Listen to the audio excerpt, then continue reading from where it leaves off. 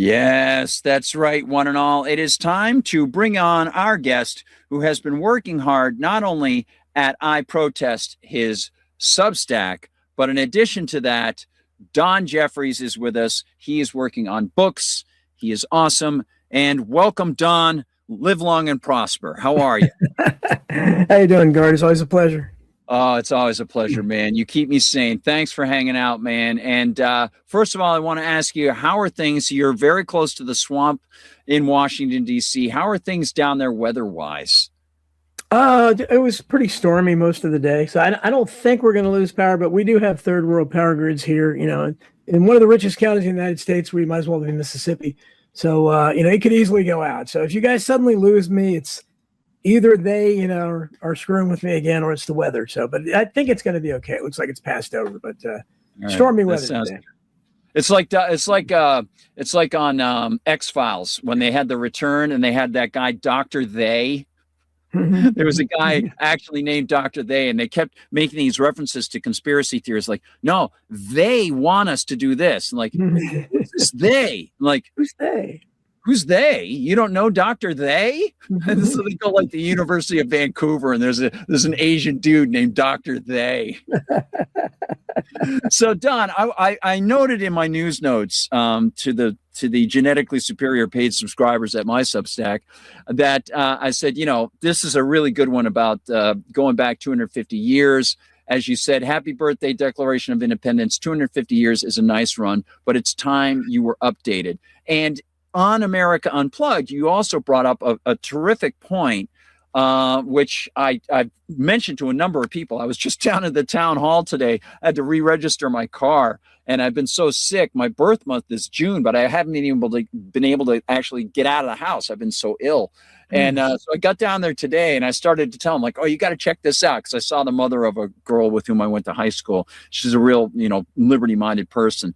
And, we're downtown. The whole town is still sort of decorated for the 4th of July. But I get the sense from you and a lot of other people that this was quite different this time. The 250th was an absolute deflated balloon, that there was just something very, very different, not only in what is going on today, but maybe what we've learned looking back at all these things. And you sort of crystallized it in your piece. Can you tell me what inspired you to write that? Of course, we come up to the Declaration and the anniversary.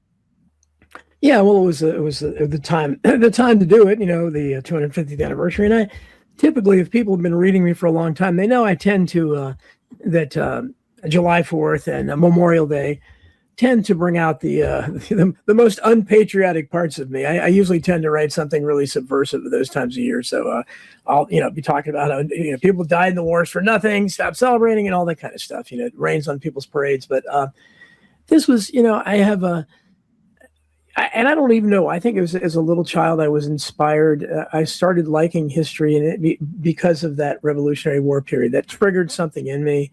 And I just love that era. I read everything I could as a kid on it. And so it's still my favorite part of the era of American history.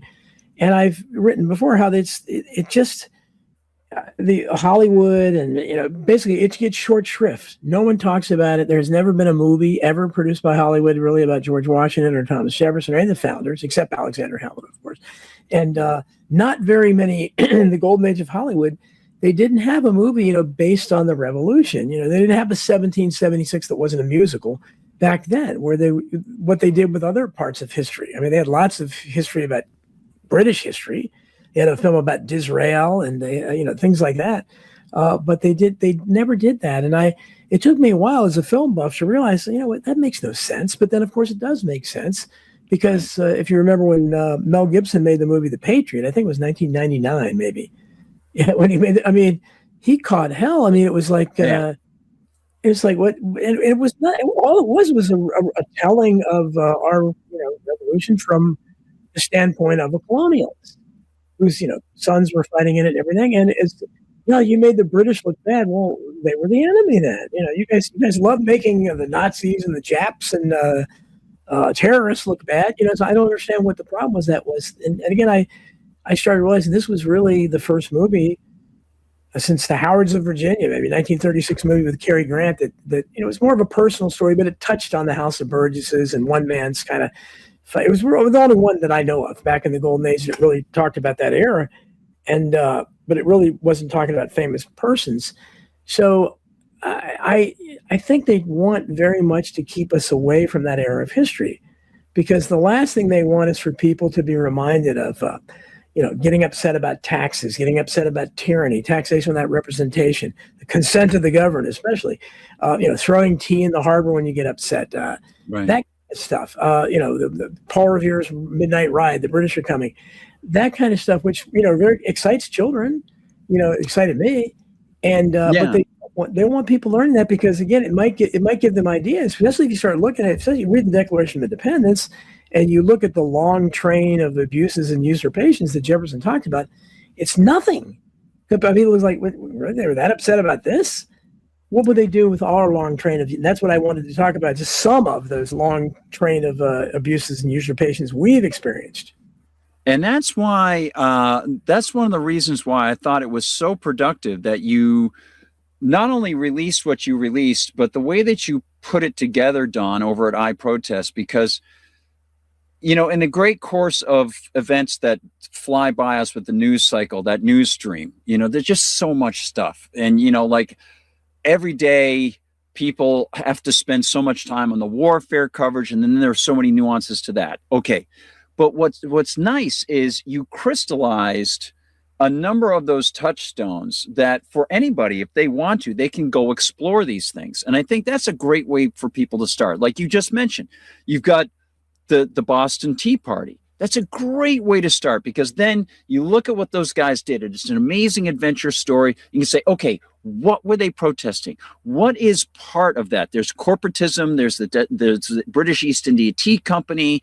There's the lockdown on the colonies. There are the various acts that they came up with. Then you go back in time a little bit. And then inside your piece, you touch on other things. We think about the American Revolution, and you mentioned something that, again, can be a great touchstone for people, Abraham Lincoln. And you said this on America Unplugged. These are the sorts of things that, to me, the little mentions every once in a while, especially for younger people, allows them to open a door to say, wow, hey, I'm sort of curious about that, and let me find out more about that. And that's what's so valuable, I think, nowadays with all of these things we hear. I don't know how you feel about it, Don, but it almost becomes background music. It almost becomes wallpaper. Oh, there's a war going on. There's more terror. There's more destruction. Another day, we've got to cover this. We've got to cover this. The Trump administration's lying. Well, what brought us to this incredible pressure point? I should feel that it is an incredible pressure point, but how were other generations? What did they run into? Where did things go wrong? What kind of corrupt characters were there back then? And that's what you did in that piece. I compliment you for it. I also want to mention, before I go back to you, that we got a great comment from Skunk Hollow Rose Gardens over on Rumble. And he says, Don, I always watch your show, never miss it. And you're getting a lot of other great compliments inside. Cecilia's in there, gave you a big compliment. Good to see you, Cecilia. Thank you. She's so sweet. You got it. You got it. And so tell me a little bit more. I want to show the piece. And of course, there are numerous pieces. And I also want to talk to you a little bit, because part of it is because of your perspective. You've gone into so many of the areas in your books where people might have had misapprehensions about history. So, for example, when I was 9 years old, I had to play Abraham Lincoln. I had to get the fake beard and the top hat and all those things. I had to recite the Gettysburg Address, and he was a big hero for me, for most people. And then you find out what he was like, and you're like, that guy, he was a tyrant. He was a scumbag. He was incredibly corrupt. And he caused so many deaths and destruction. He let mass murderers just destroy people's houses, rape women, promoted the destruction of Indians, the hanging of dozens of people. So tell me a little bit more, Donald. We'll show this on the screen. We have the introduction here. Happy birthday, Declaration of Independence. 250 years is a nice run, but it's time you were updated. I don't mean how some want to update the Constitution by taking that pesky Bill of Rights out of it, we must delineate some of those abuses and usurpations we've experienced over the last 150 years or so. It's a very long train. The Declaration of Independence was a revolutionary document, subversive. Those signing their names to it would have been hanged for treason if we'd lost to Great Britain. The fact that all of them were extremely wealthy, really the 1% of their day, makes it all the more remarkable. Think of John Hancock as Elon Musk without a practicing witch for a mother, a Baphomet party costume, and all the baby mamas. Ancestry.com tells me that signer Thomas Stone of Maryland was my first cousin 11 times removed or something. I'm claiming that he must have been especially heroic. This amazing document closed with the words, "We mutually pledge to each other our lives, our fortunes, and our sacred honor." It was no hyperbole. So if we can go on from there, tell us a little bit more about your thoughts about this, because obviously there's a lot of sentiment behind this. Yeah, no, I feel very strongly about it. And I do, again, a lot of people would call me unpatriotic for my take on, war and the flag and all that stuff. But I'm actually very patriotic in terms of the founders. And people say I have a blind spot for them. I still have a crush on most of the founders. And I understand they were flawed, but I think they were the greatest generation if we've ever had one. But you mentioned Lincoln, and that's why I focused on him in the article, because I think that as long as we, and especially Republicans, they had a Tea Party not that long ago, and of course it was corrupted, and it was a nice name, just like America First was a nice name, but it gets corrupted. And those are, great names. They need to bring back, they had to have a Sons of Liberty, that kind of thing. Those are wonderful names that we need.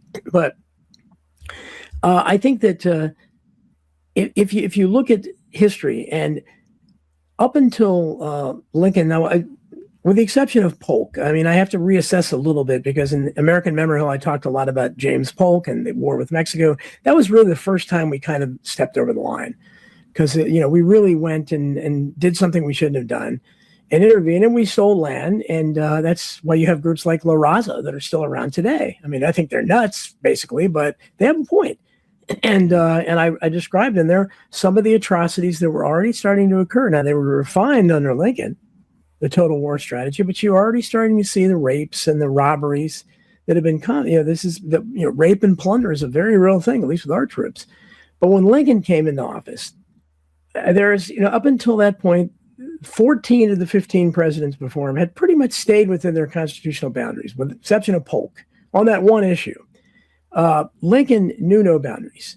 And, even one of the establishment historians has said there's no evidence that Lincoln thought there were any limits to his powers. And as soon as he came in, first of all, and I stress this to people all the time, if there was a foundational issue for our war for independence, it was the consent of the governed. And it's right there in the Declaration of Independence. Jefferson talks about it, the consent of the governed. It was that this is why they did what they did. They no longer consented to British rule. They didn't want to be ruled by a distant king. They wanted, they wanted to elect their own leaders and be responsible. And John, if I can just jump in just quickly, because as an anarchist, one of the default positions I'll allow people on a conversational level is I'll say, look, even if I can't get to an anarchist system, the way the ancient Irish might have had, or the way the ancient Vikings had, decentralization is better. And what you just brought up there is the colonists said, we are not being represented by this large hegemonic entity in Britain. We are breaking off because we are separate. We need to decentralize from them. And then when they did the Articles of Confederation, they further recognized the importance of, if you're going to have a governmental system, the closest you can get to the we the people thing are small spheres of control, where people know each other. And the larger it is, the more impossible it is to say we the people. It's just not possible. Yeah, and of course, logically and ethically, it's impossible for me to say we the people for anybody else anyway. It's all got to be done through voluntary contracts. So all political systems are not really we the people. But when it comes to them functionally, they tried to establish that, and that's where Hamilton is so celebrated, because he was the first centralizer, and Lincoln followed right after him. Yeah, and we lost. That was a great battle in the beginning, in the early years of the Republic, when it was still kind of a republic. You had the Hamiltonians versus the Jeffersonians, and unfortunately, the Jeffersonians lost. They got obliterated, And a lot of that had to do with George Washington, unfortunately, picking the side of Hamilton. Because George Washington was kind of malleable. He was pragmatic. He wasn't really, I don't think he was cared that much either way, but Hamilton got his ear. And he listened Yes. to him more than he listened to Jefferson. And that was, unfortunate. But and so you had the battle over the bank for a long time. And Jefferson, obviously fought for that and ended up losing completely with the Federal Reserve later, over a century later. But if you look at that declaration, the consent of the governor is front and center. And that is the most important passage. Right after it, he says, when the people tire of this government, they have every right to alter or abolish it. They never want the people to see that, because that contradicts everything they teach you in school, everything they tell you. What do you mean? The insurrectionists, what do you mean alter or abolish it? You can't abolish this government. That means us. Right. You can't do that. But so they don't want you to know that. But, you mentioned being an anarchist, and probably the first time I spoke to you, I was much farther away from anarchy than I am now, being an anarchist. But I have no argument for the anarchists anymore. I told people, especially after COVID, I said, what can I say to you? Because I've always thought we have to have some kind of order, and but you need to have some kind of authority in that. And my point would be now, what authority is there that's worth our respect, that we can respect, that is not corrupt? I don't know of any at any level. Yeah, it's interesting too, Don, because when I talk to the students, philosophically, the only the only consistent position ethically would be to be no political control or claim of control over my neighbor, and then practically you get to the point where you say, okay, the smaller spheres of control seem to be the best, as F.A. Hayek, winning the Nobel Prize, and Ludwig von Mises pointed out. You have the information problem. The larger the area of control, the less information the central planners have about all these little areas in the fringes. They don't know what's going on there, and yet their decisions are going to influence them. And then we get to the temporal problem, which is you've got the borrowing of this government, which is incredibly immoral. People haven't even been born yet. And they're saying, oh, we're making decisions for your future. We're making decisions for your future? No, thank you. How about you friggin' leave me alone? Do I have a right to be myself or not? That's all. Exactly. Well, Well, no, and you brought up the Articles of Confederation, and I've been, I don't know if you know Vince Agnelli. He's a good friend of mine. If you had him on, you should have him on. I need to get Vince on. I've been meaning to do it for months. Yeah, because nobody knows more about it, and he's not really an anarchist. I'm not sure what he is. He's very minimalist, and he wants us to go back, to very local societies and things like that. But he's great. He's an expert on George Mason and all these other people. But good friend of mine. But so the Articles of Confederation, him and pretty much everybody else that listens to my show, because I've always been a big Constitution guy, because of the Bill of Rights, separation of powers. And I always said, I think this is the best form of government. You have to have a government that could be created. But unfortunately, it was corrupted from the very beginning in terms of the separation of powers, because John Marshall usurped that with Marbury versus Madison. And we had judicial review, which we still have rearing. And I think I'm the first person since Jefferson to talk about it constantly, but you saw it just last week with birthright citizenship. Judicial review rears its head over and over again. And that's not what Jefferson said at the beginning. He said, this is not what we intended. And that was the unfortunate part. When you went from the Articles of Confederation, which had very loose, was just kind of a loose confederacy. I think they even used the term confederacy of states but they each were like sovereign nations. They were their own little thing. But they agreed, I guess, to be in some kind of very loose, and maybe as terms of maybe defending the shores or something. But that was about it. They had no other, I don't even know there was a central government. So it was they didn't have a Bill of Rights, but they probably didn't need one. And when we went from that to the Constitution, again, would have been fine with the Bill of Rights, made it palatable, but it got corrupted from the beginning, judicial review, and then Lincoln shattered it by becoming the first imperial president. He set the groundwork for tons of imperial presidents to come. Pretty much every president we have now is an imperial president. Maybe, I don't know if Biden was an imperial president, but he was too kind of incapacitated, but most of them have been, and that's not the way it was intended. And you have the legislature, which should be the closest branch to the people, is by far the weakest, and they just sit back and do nothing, and they're still doing nothing. And they did nothing in Lincoln's time; they're doing nothing in our time too. So it's a well, I was going to say it's the most obvious of all of them. You've got a president unilaterally attacking people in other countries, killing 170 children. Yeah. And the Congress does nothing. It's just, I mean, it's over. You know, the body is cold. The Constitution is dead. The Bill of Rights are dead, and they're not going to do anything. And it's incredible because those fatuous Democrats would try to impeach Donald Trump on stuff that in his first term was so slippery and it's like, you know, how many other things? You know, for example, as you know, during COVID, right? So you got the COVID nonsense. It's very, very clear that the 14th Amendment requires that states equally protect people. So if you've got police attacking people because they don't have a mask on, and people are being prevented from freely associating with each other, there's a problem. If you've got people who are being fined because they're opening their businesses and they haven't been brought to trial, that's a breach of the 5th, 6th, and 8th Amendments. It's just, there's no arguing it. It's just manifestly obvious. No, it isn't. Nothing. No, and it's unfortunately we've lost so much. When people don't realize, like when people talk about the police, I'm very critical. One of our big problems is the police and the conservatives continuing backing the blue nonsense, where they keep thinking they're on their side. No, they're not. They're an occupying army of the state. And the Supreme Court under Reagan ruled first, that is, I think it's been ruled since then, that the police are under no obligation to protect the public. So what are they there for then? They certainly harass the public. So they tell you they're not here. And not only that, they've ruled that the police, that they can claim ignorance of the law. Yeah, but you can't claim it as a citizen. I mean, if that's not, what would Thomas Jefferson think of that? What? I know. And I was joking, or well, I wasn't really joking, but I had Jacob Hornberger on the other night, and we were talking about, you know, Jefferson in the long train of abuses. I want to go back to the screen. He mentioned kangaroo courts. Not only do we have kangaroo courts now, we got sea cod. They're sending them to El Salvador. And they're not even giving them due process. We've got Guantanamo. There's a guy, Don, I don't know if you know about this guy. There's a guy who's still in Guantanamo now after being there 20 years, and he hasn't been given habeas.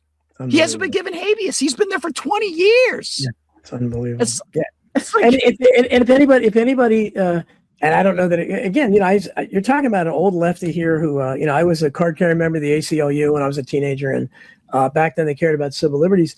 They don't exist anymore. I mean, they exist, but they don't care about civil liberties. They really should change their name. But if they did exist like they did before, and they attempted to protest things like that, or the January 6th people kept in prison for 4 years, denied all due process, they would just cite Lincoln. They would cite Lincoln's precedent. Well, you know, what do you mean? Lincoln suspended the writ of habeas corpus. This is an insurrection. I don't know what they would claim.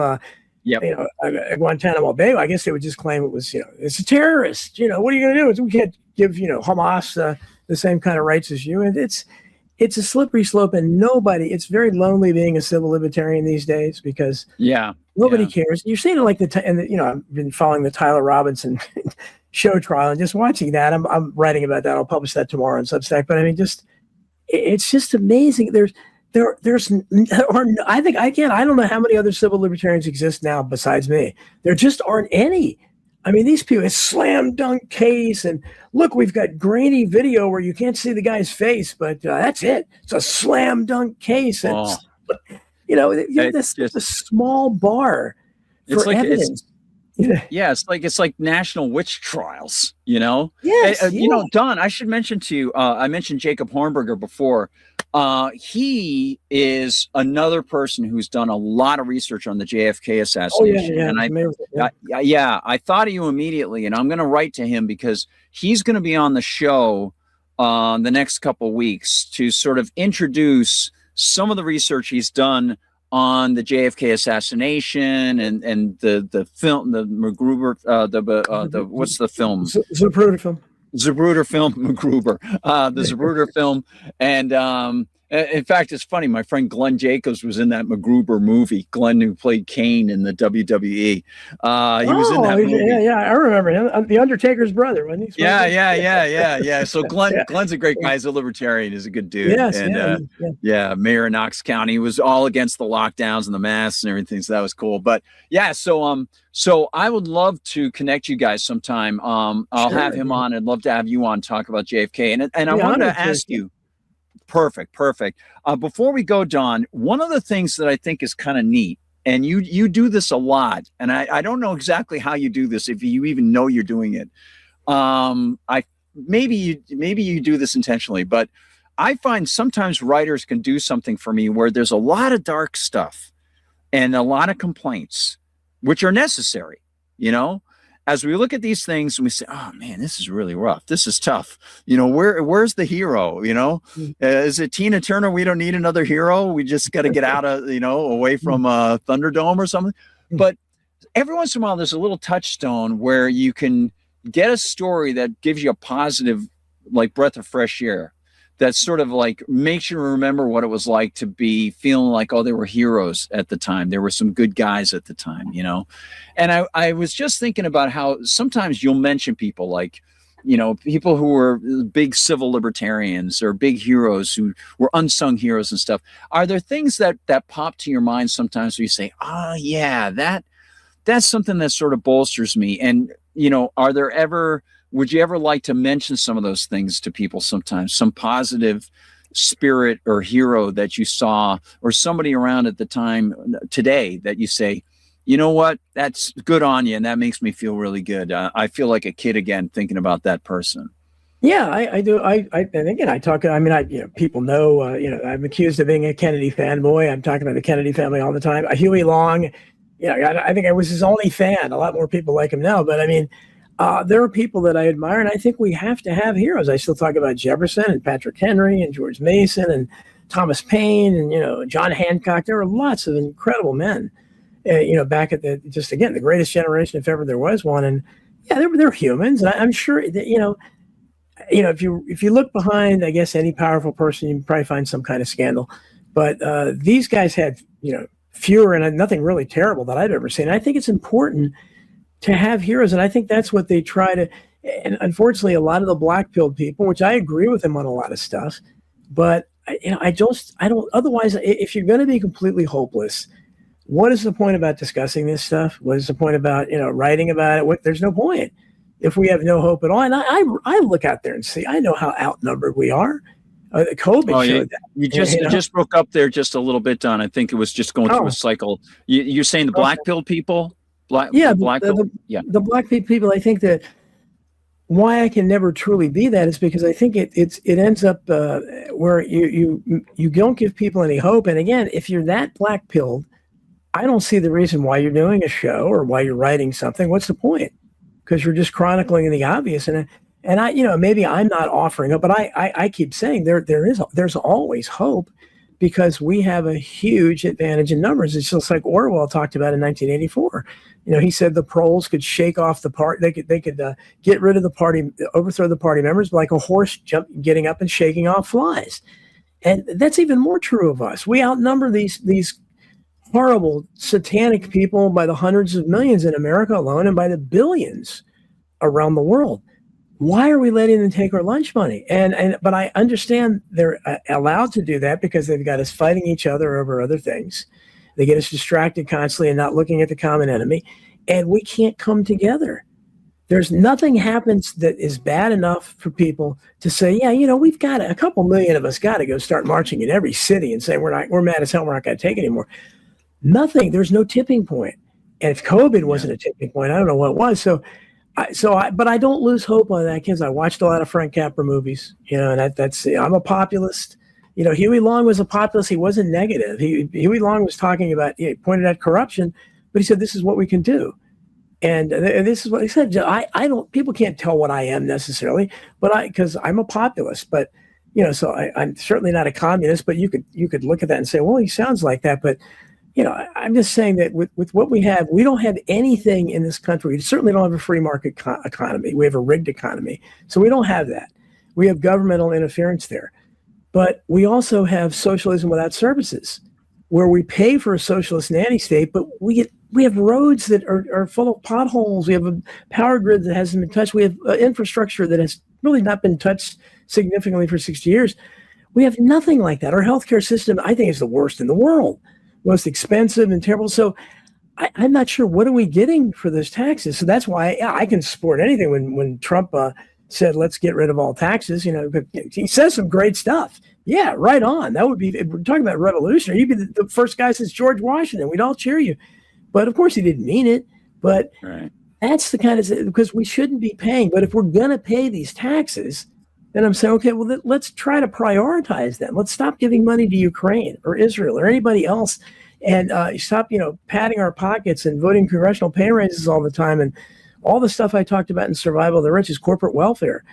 Let's try to do something for the bottom half of the country that has less than 1% of the collective wealth. It's half your country. So I just think we have our priorities so screwed up. But now with this nonsense in Iran, you can tell that side of the spectrum has gone full bore. So there's really, who do we support at this time? Because the right now is completely Zionist, and that's all they're concerned about.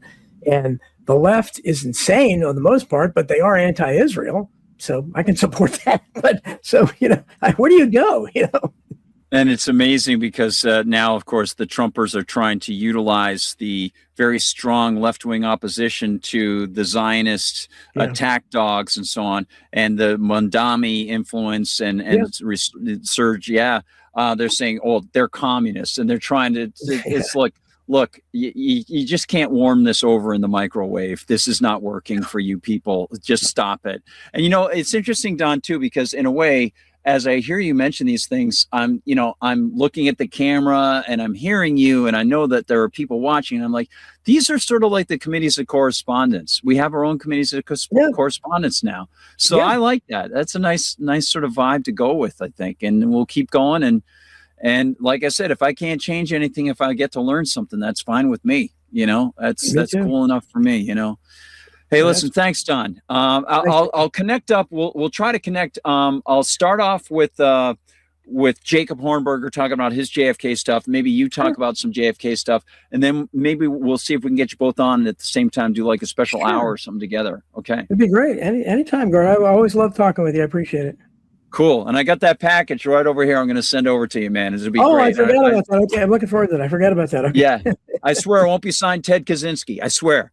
All right, man. We'll talk to you later, Don. Thank you. Great job. I protest. We'll check you out. And by the way, they can follow you on X now. You're clear on X. All set, right? For right now, at Don Jeffries. Yep. Okay. All right, Don. Live long and prosper, brother. You too. Okay. Take care, man. See you.